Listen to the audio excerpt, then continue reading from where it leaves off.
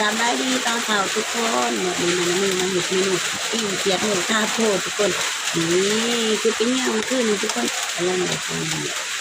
มีตะเขียบไข่ทุกคนไข่เต็มท้องเลยนี่น้องมันแล้วนี่สิปิ้งเขียดนะทุกคนเขียดเลยงงเลยทุกคนเลยไงนี่จะต้มยังไงเลยถ้าสิปิ้งมากินกับแจ่วทุกคนเป็นไงแห้งเลยแต่อยู่ที่2หูทุกคนใน2ทุกคนนี่นี่จะเป็นยังไงกับไข่เลยนะนี่เรื่องอาหารกับที่อาหารทุกคนดูอะไรเป็นทุกคนปากน้ำทองอะไรอะไรนะเดี๋ยวเป็นมนุษย์แสนทุกแสนหยาบหาเหรียญปากเหรียญทองขึ้นเลยเนาะนี่ทั้ง2คน3ทุกคนใน3หีบคนเด้นี่เด้บ่ได้ธรรมดาเลยนี่เด้อเฮานี่ก็ได้แต่ว่าหีบ3นี่เลือกออกทุกคนเอาแต่ตัวผูเอาแต่ตัวหน่อยใส่เนาะมันจะมีตัวหน่อยเป็นหน่อยคนกันอันนี้จับเลยคือ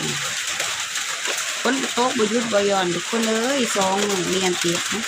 ป่ากับหมูกับมัวเลยพายุเขาอันนี้มาประจักษ์ยุด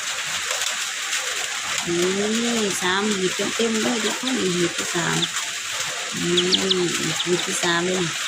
นี่จากที่เฮาหนีแล้วทุกคนเราก็จะมาปิ้งกินใส่เตา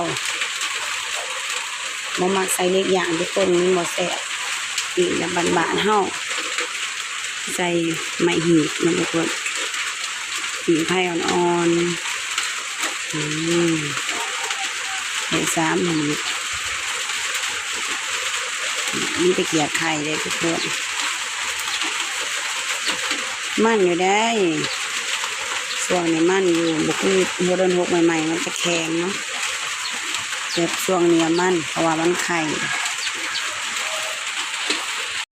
ตอนนี้การเลี้ยงแล้วทุกคนนั่งเลี้ยงแล้วทุกคน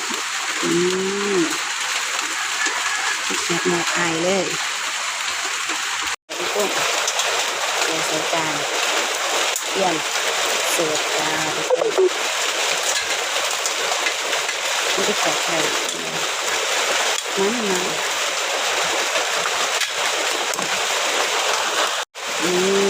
ทุกคนแกะแบบนี้นี่จะเป็นยังไงเรียบร้อยจ้าเมนูวันนี้ทุกคนมากินข้าวน้ำกัน